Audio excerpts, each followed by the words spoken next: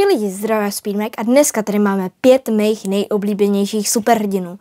A ke každému tomu superhrdinovi si vlastně povíme jednu informaci, vlastně zajímavost o tom superhrdinovi. Tak jdem na to. Na 5. místě tady máme Ant-Mana.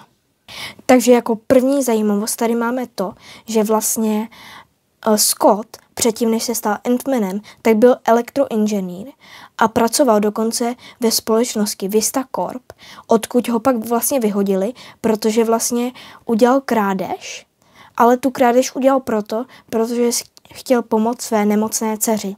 Na 4. místě mám Doktora Strange. V jedné komiksové sérii se Doktor Strange stal upírem.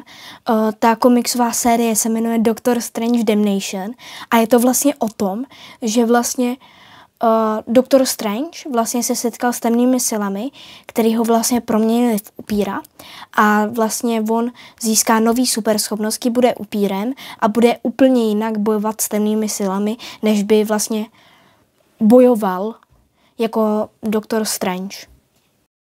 Na 3. místě tady máme Thora.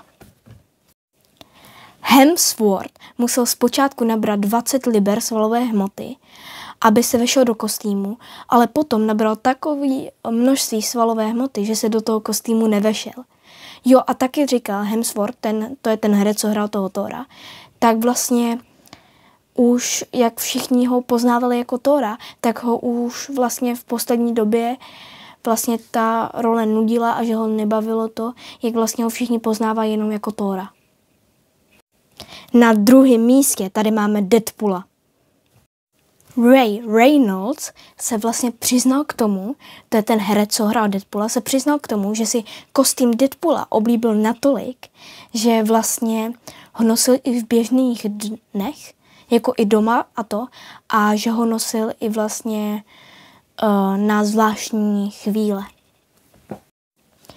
Na 1. místě mám koho jinýho než Spidermana.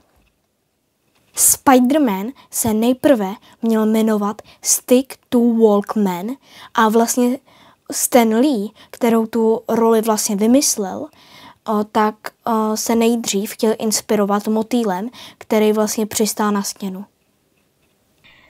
Takže už jsme na konci videa, doufám, že se vám video líbilo, nezapomeňte dát like, odběr, zvoneček, je to zadarmo a mě to udělá obrovskou radost a navíc ten odběr můžete kdykoliv zrušit a u dalšího videa zatím čau!